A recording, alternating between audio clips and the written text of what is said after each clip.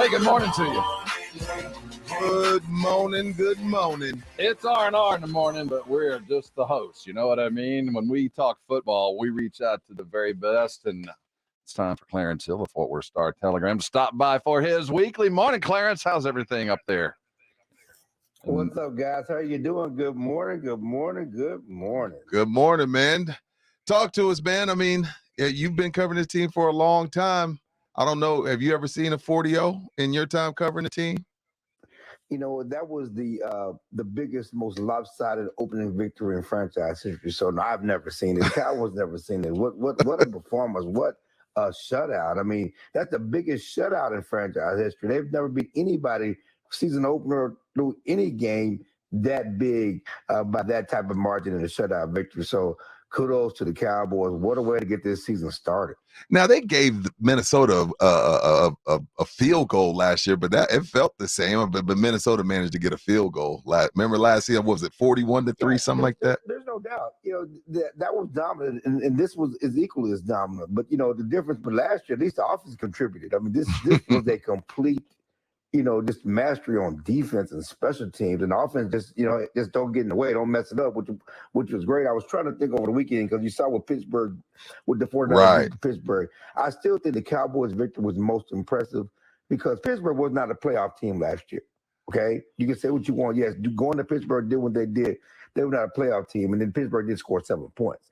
What Dallas did to a Giants team that was a playoff team, that won a playoff game, that improved their team, gave their quarterback $40 million, added one of the best tight ends in football, tried to improve the offensive line, really had hope for taking the next step, for them to just smother them and step on their necks. And I compared it in a column today at the Star-Telegram. It was like the Red Wedding from the Game of Thrones. Yes, I was going to bring it up. Bloodbath. That was, by the way, Clarence, respect. What a great analogy it was. It was perfect reference for what was the Red Wedding. Now, what's the attitude around the building? I don't know. Sometimes the beating is so bad, it's not good for anybody. You know, that you walk away going, well, everything worked. And I don't like that. I'd like to have some kind of trial and tribulation. They're still ready for the Jets. Now they got Aaron Rodgers down. You wonder what the attitude is going to be around the Star as they get busy for a game that appears, at least right now, to be a bit of a letdown. Okay, I'm just going. Just like the Longhorns, just like the Aggies, they ain't won enough to get high on their horse. Okay. Just like the Longhorns who beat Alabama.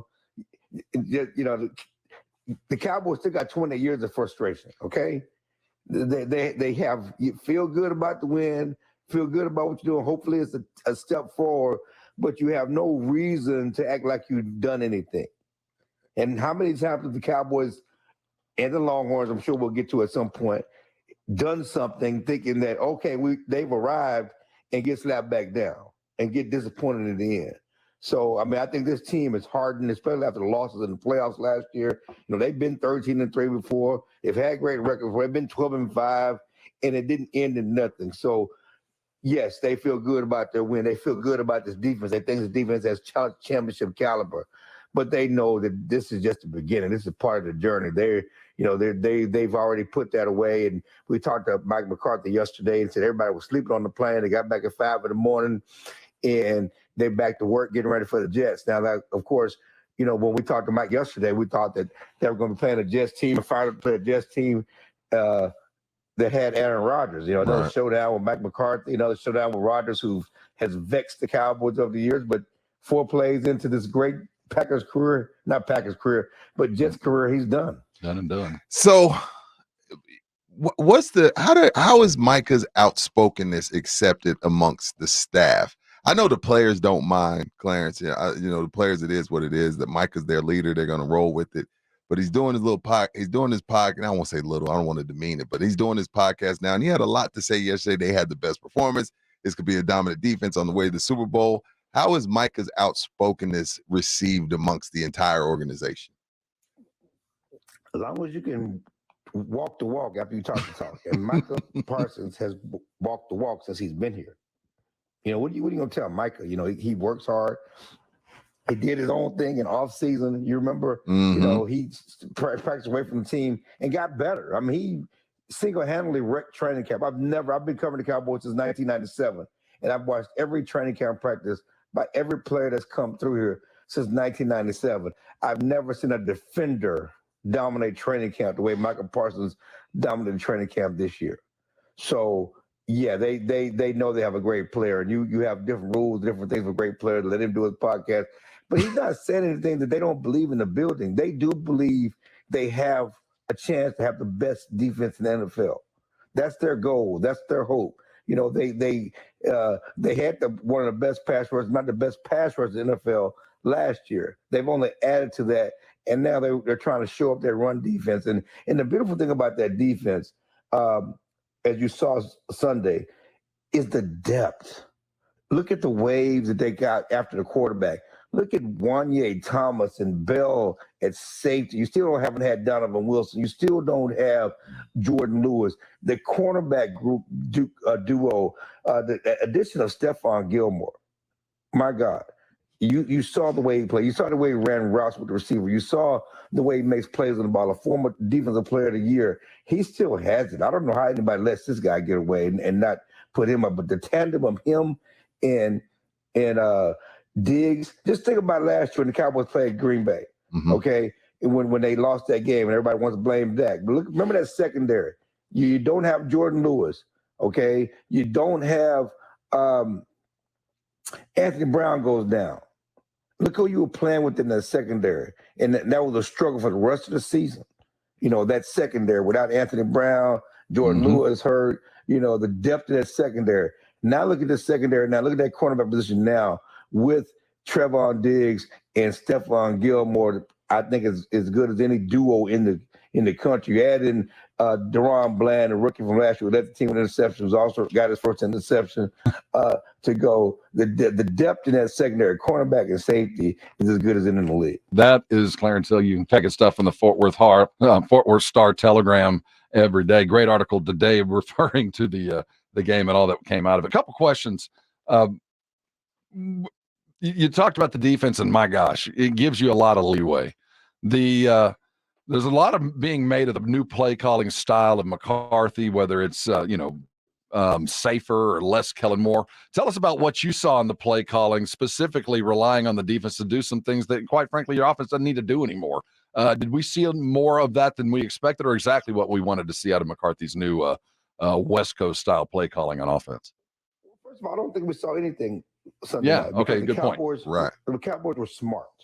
Unlike last night, when Aaron Rodgers gets hurt and Josh Allen continues to say, "Hey, I'm going to sling this ball down the field," and turns the ball over 4 times. You don't need to do that to beat the Jets. They weren't scoring. They weren't doing anything. And even more to the point, it's raining. They went to a wet ball plan. You know, they're going to be more conservative. They didn't even show half as what they practiced on offense because of the weather.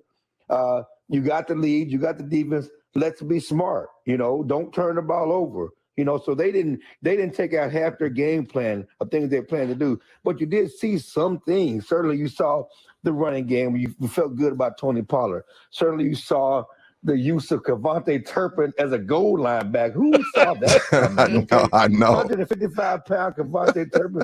But it's about setting people up for things they plan to do later, but also getting Turpin on the field and getting the ball in his hand and find a way to get the ball in his hand because they believe he's a playmaker. They want to be an explosive team. And you know, Dak talked about it. We have playmakers. We have guys who can make big plays. Don't force big plays. That's the philosophy. There's a philosophy is don't force big plays. Last night was an example of we're not going to force anything. We'll take what they give us. You know, you got Cooks who came in, didn't have a big night, but his impact. He had a 37-yard penalty, interference penalty. He drew a holding penalty. He drew a illegal contact penalty. All first downs because of his speed. You saw those types, and even at the end of the first half, when the Cowboys are up 26-0, I'm in the press box telling Calvin Watkins, just get out here. Don't try to do anything special. Yeah. Don't give them no momentum. Don't do nothing stupid. Right. Turnover, give them momentum. And Mike McCarthy called the time, but still aggressive. But he was calculated. He threw a deep pass up the sideline, not over the middle of it. We talked about, yes, we're going to be aggressive, but I didn't go for, he said, I didn't go 4 wide. You know, I'm going to try to take a shot because I want to score points. He calls it the double with cheese. He likes to get a touchdown at the end of the first half and one coming out the second half. That's that double with cheese. And so he was trying to get a double with cheese, but he was smart about it. He wasn't greedy with it. But if it's there, it's there. If not, we're gonna go into the half with this 26. So it's about being smarter. Those are the things that I think at times with Kellen Moore as offensive coordinator last year, they weren't smart in certain situations with the lead. Certainly in the Jacksonville game, even going back to the Green Bay game, running the ball and doing some things that didn't use the clock. So Mike McCarthy's going to be smart about it. We didn't see a lot on offense. You're disappointed with the drops by the tight ends, because I think it would look a lot better. Dak's numbers look like better if the guy at least catches the wide open touchdown pass, he drops. And so some of those things they have to get better, but they do like the way the tight ends block the offensive line, which got killed in training camp last year. I mean, not last year. This year. Camp by the Cowboys defense. They didn't give up a sack. You know what? And I'm glad you brought that up because I was gonna ask you that. Like y'all asked Mike yesterday about the tight end room, and he said he likes what's going on in the tight end room. What about the tight end room did he like? The blocking? Is that what we talking about? Because Dalton Schultz was catching double-digit touchdowns. So what is he liking about the tight end room that I'm missing? I'm glad you admit. Dalton Schultz had 2 catches for 4 yards yesterday. Oh, don't start. He got C.J. Stroud, Clarence. Don't do that. Don't do that. What a rookie got to do with 2 catches for 4 yards? He had 2 catches for 4 yards. Oh, come on, Clarence. I'm just stating the fact. I'm just giving you the numbers. I mean, Ferguson had better numbers than that. What he likes about the tight end room, he says it's a young room. I like the competitiveness. I know they're going to work hard and get better. No one's happy with the drop passes, but they do like the blocking. That's one thing Dalton Schultz didn't do. They want to run the ball. They need physical guys at tight end. They need to help the running game. That's what he likes. So yes, you're gonna put a feather in their cap for the way they block and helped in the run game. Certainly they have a chance. They need to be better as pass receivers, and they believe they have the players that will be better as pass receivers. So that's what he's talking about. But yeah, no one's happy with the four drop passes. A couple things. Calvin Watkins gets a double-double at the end of every half. No, you're talking about McCarthy. Oh, McCarthy. McCarthy. I misunderstood. Yeah, no, it was McCarthy. Watkins getting a double-double too. Funny thing when he talks about scoring at the end of the half, and then when you have the ball, that's why you defer. You want to score to going in, and then when you want to score coming out, that's called a double-double. Double-double. I thought we were talking cheeseburger with Watkins. I was like, man, the guy's looking pretty good shape for eating double-doubles like that. Yeah, I was talking to Calvin when he was sitting next to me at the game. And I was telling him, be conservative and don't mess it up. And so I just bring it up that's my philosophy. Gotcha. And it's hard for us to digest, and we'll stay with the hamburger idea of just taking the hand that you're dealt and just getting out of the room with a lead. You'll never go broke making a profit, and that's kind of what we saw happening. And let's look I'm trying to find the term that McCarthy has, the safety net that this defense provides.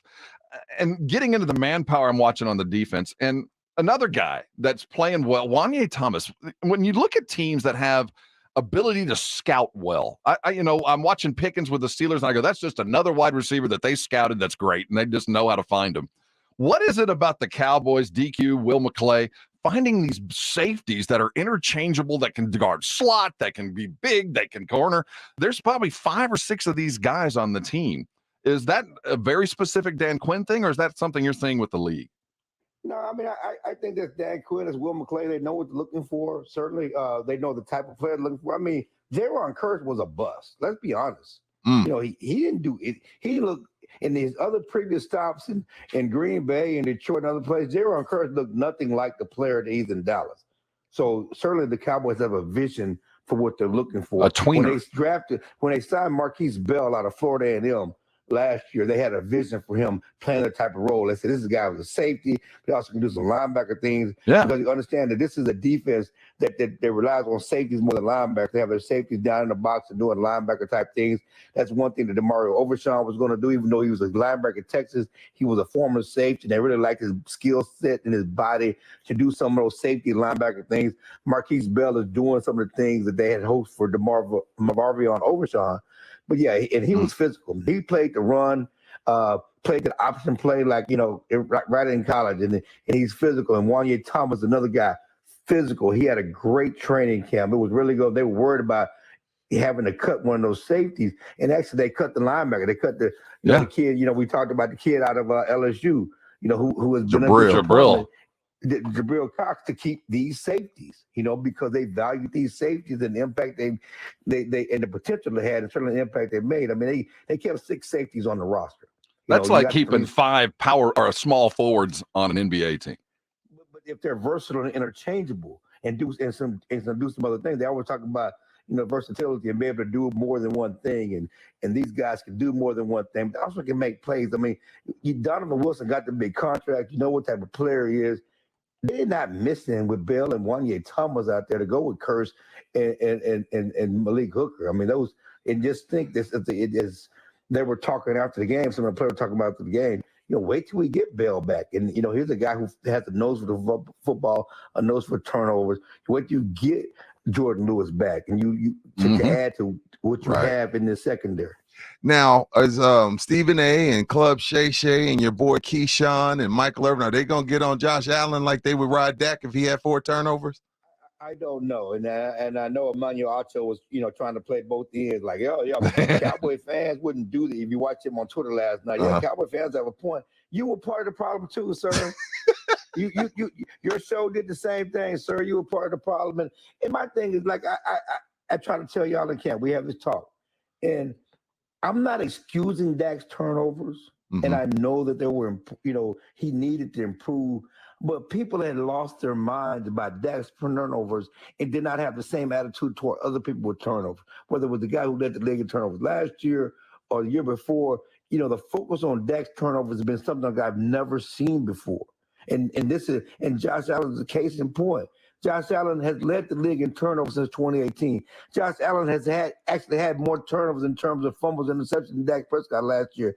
But we never saw daily referendums on ESPN about Josh Allen's turnover problem. It was only Dak.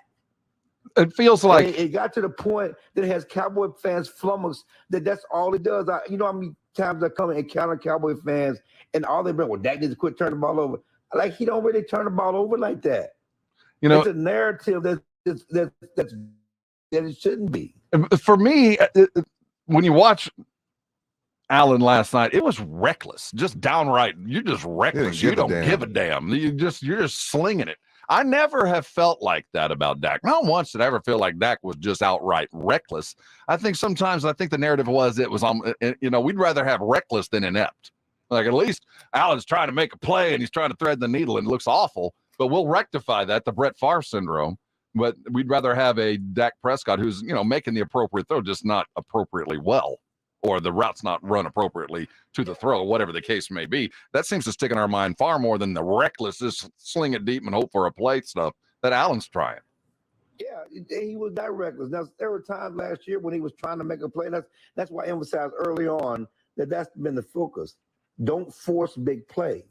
Let the plays come to you. You have big player. This team has more team speed than they've had at any point in a long time. You got players that can make big plays. You get the ball in their hands, which is why they, again, Turpin and Cooks and CD and they got players that can make plays and Tony Pollard. Just get the ball in their hands. Don't force anything. Don't force big plays that you don't have to do. There was one play that we talked yesterday that Schottenheimer, the offensive coordinator, talked about the play to the tight end in the end zone, the back of the end zone, that almost got picked, and he was like, and he fell off. That was a play that he probably would want to have back. But outside of that, there was nothing else that you would question on the decision on the throw that Dak made yesterday or Sunday. Excuse me. And another thing you brought up, to kind of shift gears here, Clarence. You know what I said after Saturday, after 6 o'clock in Tuscaloosa? It's about damn time they beat somebody. Texas. You're supposed to have a signature win once a year. I can't believe the Texas fans was throwing a parade on 6th Street for finally winning the big game. Stop it, man. What? Yes, thank you. He's been doing this for 2 days, man. What? Don't do this, man. What you mean? First of all, I was in T-Town. Oh, okay. Okay, I was in Tuscaloosa. What a weekend. You don't even understand the weekend I had. But I was in Tuscaloosa Saturday night. And then I got on a plane and flew to New York. And barely made it because there was rain in New York. They had a ground stop, and I was like, "Oh my God, I'm not even gonna make this game." But I was in T-Town. What an experience! What a college football scene! What a college football town! I've never seen that. and it was a special atmosphere. And I hear what you're saying. It's about time. Right. You still got to do it. And it hasn't been done. And it certainly hasn't been done to Alabama. Tell me when the last time Alabama lost at home to a non-conference opponent. Been a while. Show me how many former Saban assistants beat him at home. And tell me who does it by double digits. Okay, that was something to feel good about, sir. This is a team that 2 years ago, Sark's team had a lot of leads and blew them in the fourth quarter. Okay, Saturday night, as well as Texas has played, fourth quarter, they score a touchdown, Alabama takes the lead. There was some butts tight at all and everywhere else because of the history. Okay, here we go again. Yeah, we're playing well, but now they're going to come get us. Going back to last year, they had the lead, they dominated the game. They lost in the fourth quarter. Texas dominated the fourth quarter. So much for 3 minutes left of the game. We're all on the sideline. Everybody chanting Alabama so mad. They dominated the fourth. Texas was a better team. They were the more physical team. They were the more athletic team. And really, if 2 drop touchdown passes earlier, it probably would have been even a bigger blowout. So, yeah, Texas should feel good. It's still just one game. It's still 2 games into the season. I didn't like the fact that they were smoking cigars in the locker room. What? I didn't know that. Championship. You didn't know that? No. Quinn Ewers smoking cigars in the locker room. You ain't Joe Burrow. Calm down, he Quinn. Channel Joe Burrow. And, after he has a championship. But they enjoyed it. They moved on. You got They better have moved on. You enjoy it and move on. But yeah, they have a right to enjoy it, man. Okay. All the grief you guys have put on Texas. Texas is back. Oh, Texas is back. Texas ain't back. Texas ain't done nothing since back left. Texas. No, they ain't. Clarence is back, and he'll be back every Tuesday. Check all of his stuff at Fort Worth Star Telegram. Follow him on Twitter. If you're a Cowboy fan, you're already doing it. And if you're not, go ahead and jump on the boat. Hey, Clarence, thanks for stopping by, man. It's always a pleasure. Hey, man, thank you, man. I want to say hi to all of my people in San Antonio. Every Tuesday, listen to me.